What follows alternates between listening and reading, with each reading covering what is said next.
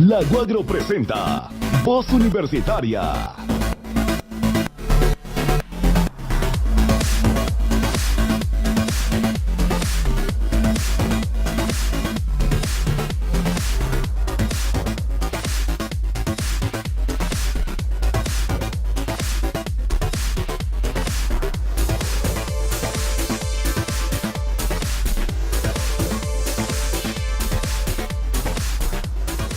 Es licenciado en Ciencias de la Comunicación, con posgrado en Periodismo en Investigación.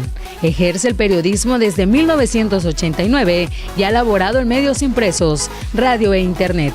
En 2003, participó en el 7º concurso de periodistas en zonas de conflicto y misiones de paz, realizado en el Centro Argentino de Entrenamiento Conjunto para Operaciones de Paz de la Organización de las Naciones Unidas. Entre 2008 y 2009, fue el único periodista mexicano en el programa de tutorías del Centro Internacional para Periodistas. Actualmente, reportero en CNN México y la revista Obras de Grupo Expansión. Es instructor en el Centro de Formación en Periodismo Digital de la Universidad de Guadalajara, docente en el Diplomado de Periodismo de la Universidad de las Américas Puebla y tutor del Manual de Autoprotección para Periodistas, consejero en el Mecanismo Federal de Protección a Periodistas y Personas Defensoras de Derechos Humanos e integrante del Grupo Consultivo del Mecanismo de Protección en el Distrito Federal. Recibamos como se merece a Andrés Solís Álvarez en el evento Uniendo Voces de la Comunicación primera parte, quien fue elegido por su talento periodístico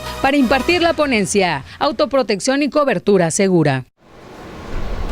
Gracias primero a Yasmín por invitarme, gracias a la universidad por abrir estos espacios, particularmente las universidades públicas, son espacios de reflexión, donde tenemos que platicar qué es lo que estamos haciendo y cómo lo estamos haciendo y por qué lo estamos haciendo, y qué bueno que la Universidad Autónoma de Guerrero tenga este tipo de eventos, porque a quienes les sirve es a ustedes, ¿no?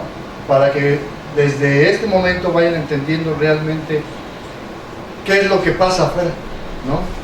Para que vayamos rompiendo mitos y porque la verdad la brecha entre la academia y la vida profesional es cada vez más larga y eso pues creo que necesitamos corregirlo. Apenas en febrero pasado estuve aquí en Acapulco impartiendo este taller de autoprotección para periodistas, el mismo taller que había ya impartido en Acapulco también hace año y medio, fue por ahí en septiembre de 2012, pero también acabo de estar hace semana y media más o menos en Zihuatanejo con colegas periodistas igual también hablando de este tema. Y de lo que se trata no es encontrar cosas fuera de lo común, sino primero romper muchos mitos que hay en torno al ejercicio profesional del periodismo y que ustedes vayan más o menos viendo qué es lo que necesitamos como periodistas a la hora de salir a la calle. Yo sé que la gran mayoría de ustedes no tiene a lo mejor intenciones de dedicarse a este mal pagado y sacrificado oficio de reportero, ¿no? ¿Sí? Bueno, si hay alguien ahí, qué valiente, ¿no? Pero si por alguna razón del destino terminan haciendo algo como esto, lo primero que tienen que entender es que los periodistas no somos de acero, las piedras también nos descalabran y las balas también nos matan, ¿no? Según la Organización Internacional Artículo 19, que es una organización de derechos humanos, no de periodistas, artículo 19 es una organización de derechos humanos.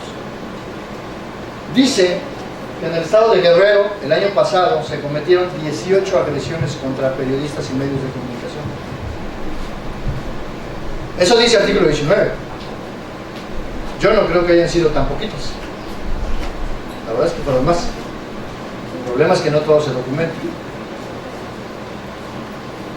Y dice el mismo informe del artículo 19 que quienes más agreden a los periodistas son los funcionarios públicos, de todos los niveles, municipales, estatales y federales. Y los que más agreden a periodistas son precisamente funcionarios municipales. Y ustedes han oído hablar seguramente por ahí, particularmente en esta ciudad, que los malos matan periodistas, ¿no? Y claro, sí ha habido casos, pero comparado con esta gráfica, en realidad el crimen organizado no es el que más agrede a los periodistas, son los funcionarios, ¿no? Y muchas de las veces no es por el trabajo del periodista, sino por lo que hace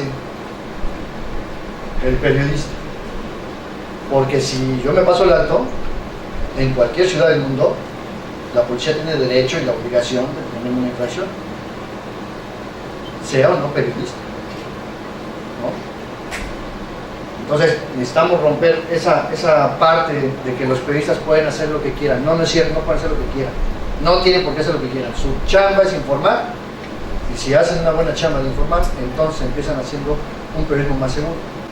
Porque yo no sé si ustedes lo sepan, pero en este país en 12 años han asesinado a 80 periodistas, por lo menos. Nadie está en la cárcel. Y esa impunidad que promueve el Estado es tan dañina como que manden a agredir a alguien, ¿no? Tenemos que empezar a ponernos primero, como personas comunes y corrientes, civiles de a pie, reglas de seguridad personal. Y entonces yo les vuelvo a preguntar, ¿qué es la seguridad? ¿Qué es seguridad? Quítenle el apellido, quítenle lo de personal. ¿Qué es seguridad como concepto? Según el diccionario, seguridad es cualidad de seguro, certeza, conocimiento claro de algo. Entonces, este concepto de seguridad, si yo lo aplico a la persona, entonces es un poco lo que tú dices, ¿no? Pero no es la salvaguardia por sí sola de la integridad física. La seguridad de las personas tiene que ver con que yo tengo que saber siempre y en todo momento que no me va a pasar algo. Por eso hablamos de certeza. Yo tengo la certeza de a dónde voy, con quién voy, cómo llego, quién está, quién no está, a quién ni siquiera volteo a ver. El tema de la seguridad, véanlo como un ejercicio en primera persona. ¿Ustedes se sienten con mayor seguridad si hay una patrulla fuera de su casa? No, al contrario. Al contrario, ¿no? A veces es peor. Entonces, si nosotros como personas no nos cuidamos, no esperen que alguien venga a cuidarles. La autoprotección, dice Luis González Nogales, este señor es un experto consultor en temas de seguridad nicaragüense, dice que la autoprotección es un conjunto de medidas y hábitos que cada persona desarrolla y pone en práctica por sí mismo y para su entorno familiar, con el fin de prevenir, evitar, neutralizar, reducir y reaccionar ante riesgos, peligros y daños a uno mismo, a la familia y a los clientes. Desmenucemos esto por partes, como dijo el carnicero. Conjunto de medidas y hábitos. Es decir, yo tengo que tener reglas de seguridad. Tengo que tener mis propias reglas de seguridad. ¿Qué tengo que hacer para cuidarme? Pero también tengo que cambiar mis hábitos de conducta. ¿Sí? Porque ustedes son predecibles. Son muy predecibles. Todo el mundo es predecible, ¿no? Pues si yo pregunto aquí afuera cuál es el antro el que ustedes visitan los viernes, me van a decir, ¿no? Ándale, pues. Eso que te lo crean tus papás, yo no. Porque la verdad es que no nos damos cuenta de que somos predecibles, no nos damos cuenta, es un acto reflejo. Y después de esto tenemos que pensar en estos tres aspectos importantes: el control del entorno, actuar con cautela y nuestras reglas de seguridad personal. Aquí lo único que faltaría explicarles es esta parte del control del entorno. Y el control del entorno es el conocimiento claro y preciso que yo tengo de mi medio ambiente. Incómodo. Mi trabajo es ser incómodo. Mi trabajo es denunciar lo que está mal. Mi trabajo es criticar lo que no se hace bien, con sustento, con información, no nada más criticar por criticar. ¿Sí? Entonces, eso siempre genera que a alguien le caigamos mal, ¿no? Yo creo que tengo más enemigos que amigos, pero bueno. Esta parte me la brinco, pero la verdad es que esto es un sistema de análisis de riesgo que yo enseño a los periodistas para que cada periodista pueda hacer su propio análisis de riesgo y sepa si le entran los chingadazos o no.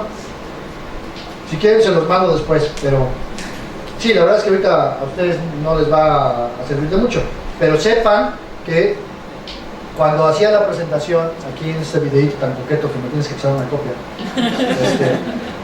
decía que yo soy consejero ciudadano del Mecanismo Federal de Protección a Periodistas y del Mecanismo de Protección a Periodistas del DF. Ajá. ¿Eso qué quiere decir? Que yo me la paso haciendo análisis de riesgo para periodistas. Cuando un periodista lo amenazan, yo y otros colegas hacemos evaluación de riesgo y decidimos qué es lo que tiene que hacer el Estado mexicano para brindarle protección. Si le tienen que poner un guarura, una escolta, sacarlo de su lugar de origen, mandarlo a otro país, qué tipo de riesgo corre el periodista, entonces, para poder salvaguardar su vida.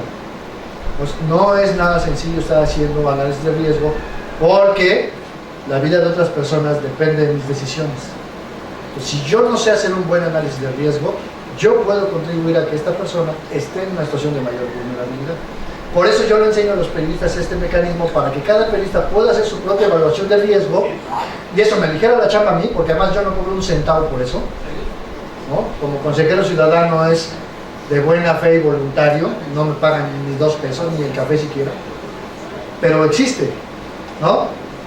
Para que vean que cuando se habla de protección de periodistas, hay otras maneras mejores que nada más ponerle un guarura. Por eso me brinco esta parte.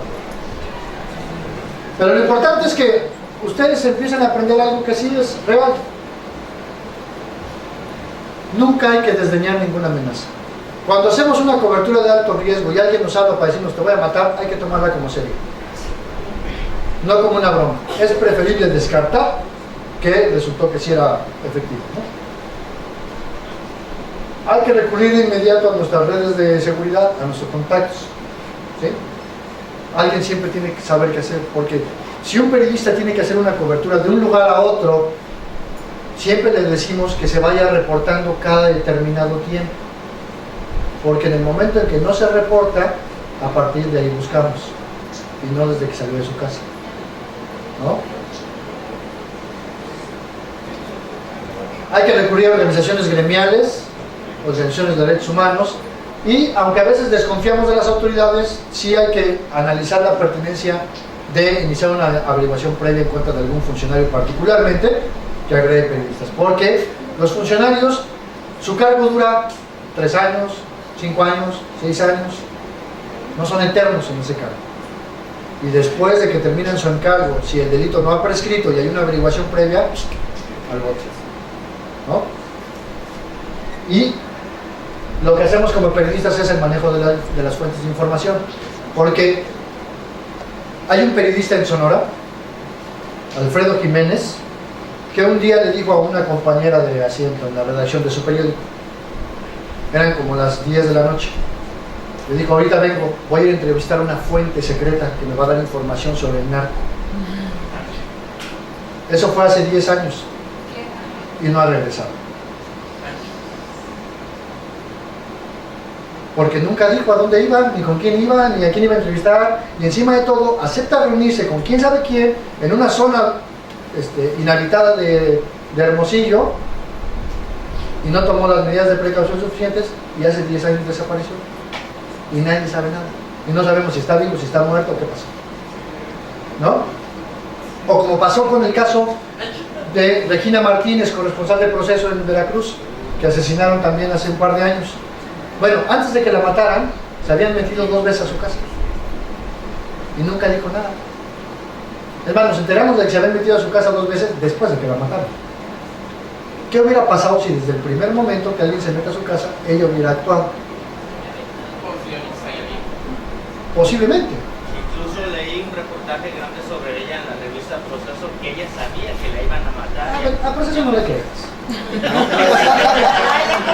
Mira, si ella supiera que la iban a matar, no hizo algo para prevenir, ni cuidarse, ni protegerse, ni tenía un protocolo de protección. O sea, ella es la víctima, y sus asesinos tienen que estar en la cárcel.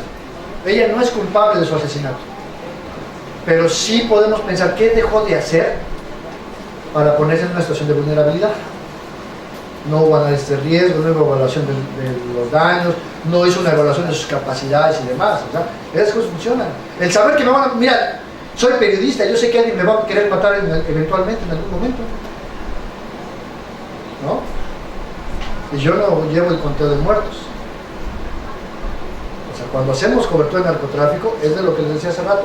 ¿Cuánto cuesta el narco realmente en una ciudad? Y eso sí les molesta.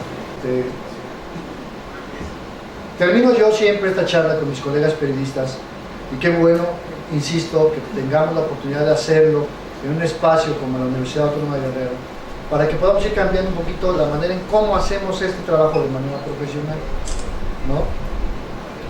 Porque la primera obligación de un periodista al momento de salir de su casa no es conseguir la información. La primera obligación de cualquier periodista que sale de casa es regresar a casa, ¿sí? Porque no hay ninguna nota hasta ahora que merezca mi vida. Por muy importante que sea, mi vida va a ser siempre más importante. Y eso no quiere decir que yo no haya hecho de repente alguna que otra nota divertida, ¿no? Y lo más importante sobre todo es hacer buen periodismo, porque nada de esto sirve si al final vemos, como al inicio, ¿no?, taxis con un rótulo que dice prensa. Eso es mal periodismo.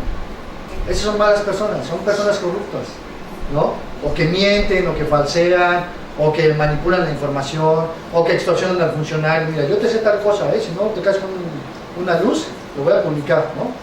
Evidentemente eso los pone en riesgo, ¿no? Entonces, si hay un buen manejo de la información, esto nos va a permitir hacer una cobertura segura. Todo lo demás, todo el adiestramiento táctico que podamos compartir, no sirve si hacemos mal periodismo. ¿Sí? ¿Alguna pregunta? ¿No? Bueno, esto es todo. Gracias.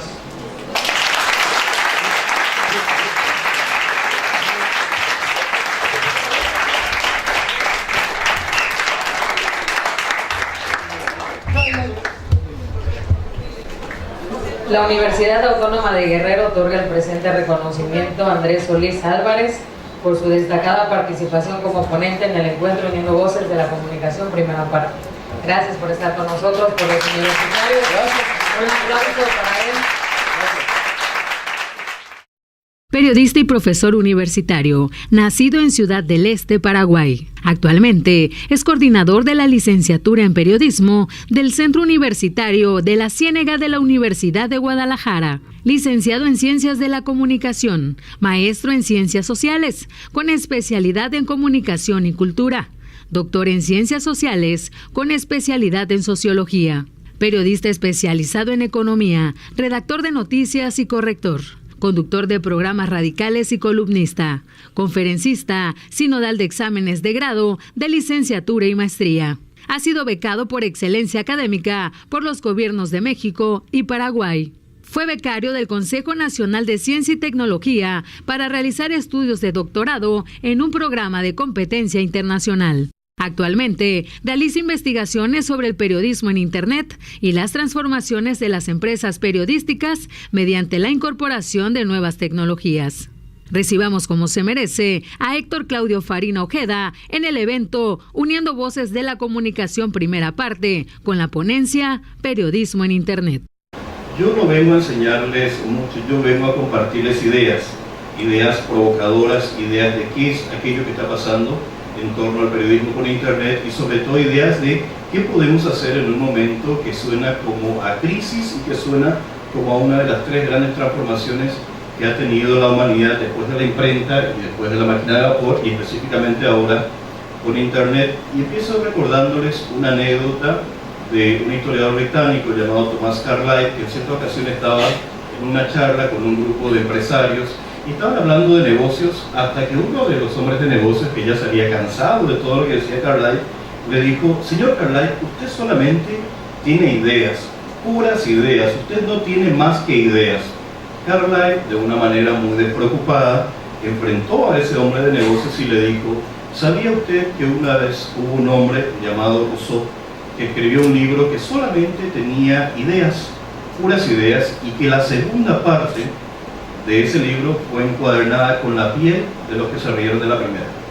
Es decir, aquellas ideas que se habían plasmado con Rousseau estaban en el libro llamado El Contrato Social, que se publicó en 1762 y que fue un antecedente directo de la Revolución Francesa. Todas aquellas personas que no habían entendido lo que querían decir aquellas ideas de Rousseau simplemente no pudieron entender la transformación de los tiempos, y eso nos lleva a nuestra primera misión en el día de hoy, que es cómo saber interpretar las ideas que nos indican la dirección de los tiempos. Es decir, cómo interpretar las ideas que tienen otras personas y que van a terminar cambiando un orden establecido de cosas, y ese orden establecido de cosas es el que ahora se ve sacudido por esta transformación que tenemos desde el periodismo tradicional hasta el periodismo hecho en Internet. Hay que tratar de pensar en ideas y no reírse de las ideas, porque muchas de ellas parecen aberrantes, pero en el fondo cambian realidades. No olviden ustedes que los misiles se crearon en la trastienda de una cervecería, donde pensaban en cómo podían hacer ellos para hacer que una bomba sea cargada, digamos, por un cohete. Y fusionaron esas ideas con los famosos misiles B1 y B2, es decir, estaban en una trastienda. El fascismo también surgió de hablar en las cantinas, de pensar en ideas, lo que quiere decir que en el fondo, fuera de aquí y aquí mismo, hay muchas ideas que a lo mejor no logramos interpretar del todo porque pensamos que no van a cambiar absolutamente nada. Entonces, primera lección del día, piensen ustedes en las ideas, en la transformación que generan las ideas, y en cada uno de ustedes qué cosa diferente pueden proponer para innovar y para romper un orden establecido de cosas. Bueno, hablando ya un poco más de periodismo, les quiero citar a un autor que les recomiendo que lean, se llama Bruno Latour, y escribió en el año 1991 un libro que es muy interesante, se llama La ciencia en acción. De hecho, después se lo puedo compartir sin ningún inconveniente. La ciencia en acción. Y Bruno Latour dice que hay dos formas de estudiar la ciencia. Una que es cuando el fenómeno se encuentra en movimiento y está en proceso de transformación. Y la otra cuando el fenómeno ya ha acabado y la transformación ya se ha concretado, es decir, que son dos momentos. Uno, cuando las cajas, digamos, están cerradas, es decir, que ya ocurrió el fenómeno, ya pasó algo, ya hubo una transformación y podemos analizar los resultados. Lo segundo es cuando el fenómeno aún sigue ocurriendo y no sabemos en qué va a acabar. Les doy un ejemplo. Cuando apareció la televisión en los años 20, pues muy poca gente realmente tenía idea de dónde iba a parar eso, de cómo iba a acabar, de qué iba a transformar o qué iba a significar. Para algunos simplemente era una extensión del cine, iba a ser una forma de entretenimiento. Para otros iba a ser el gran medio revolucionario para la educación y que íbamos a poder llevar las universidades a todas las casas a través de la televisión. Y para otros significaba la muerte de los medios tradicionales. Lo primero de ellos es que iban a morir los periódicos porque se decía, ¿quién va a querer leer las noticias si ya las vamos a ver en televisión? Y también significaría la muerte de la radio. ¿Quién quisiera escuchar radio si ahora podríamos no solo escuchar, sino ver en tiempo real? Pero esos pensamientos, que ustedes saben que no se plasmaron en la realidad, se tuvieron en los inicios del fenómeno, cuando empezaba la televisión y la gente no sabía en qué iba a acabar. Ahora que ya conocemos a la televisión, después de muchas décadas, sabemos realmente cómo funciona, sabemos que no ha matado a los otros medios, al contrario, se nutre de ellos, tanto de la radio como de la prensa escrita y ahora de Internet, y sabemos que no ha significado el gran boom para la educación, sino que al contrario nos ha enseñado a entretenernos cada vez más con cosas insulsas y olvidarnos del fondo de la cuestión, que es la transformación que se hace a partir de ideas educativas. Entonces, dice Latour, hay dos momentos.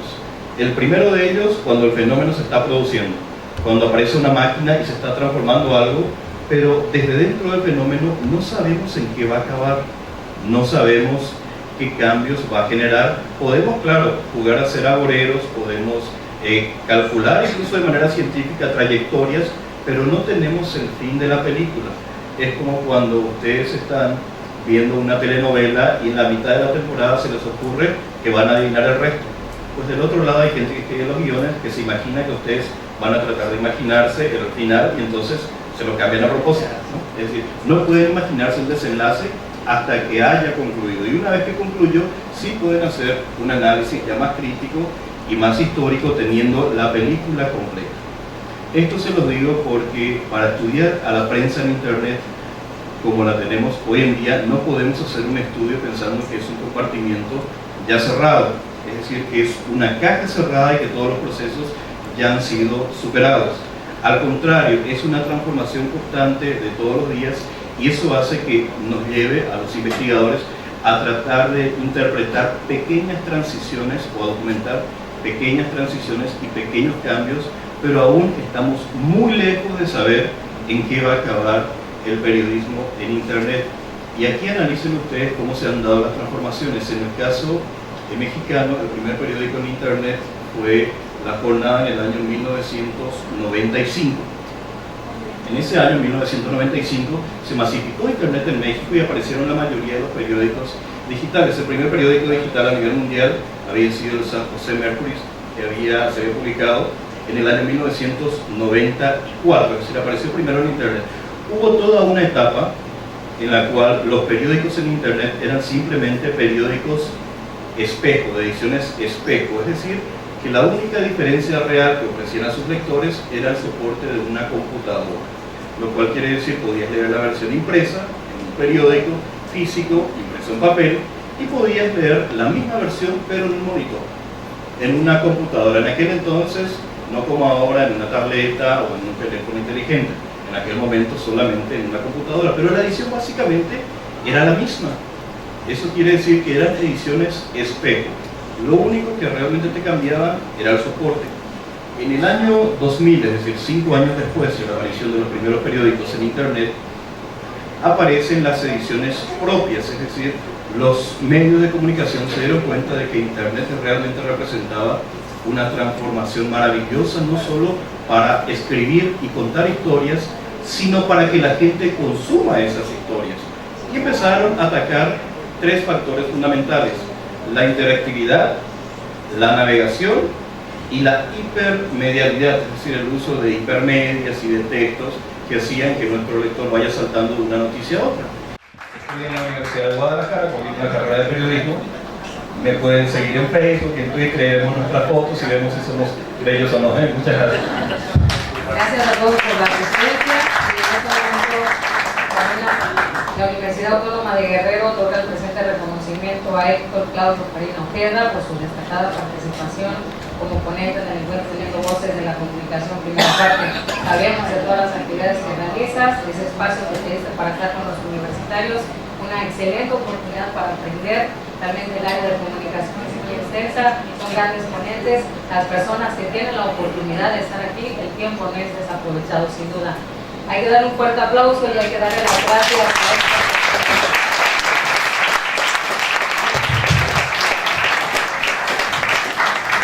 Taller de Radio y Televisión Acapulco presentó Voz Universitaria.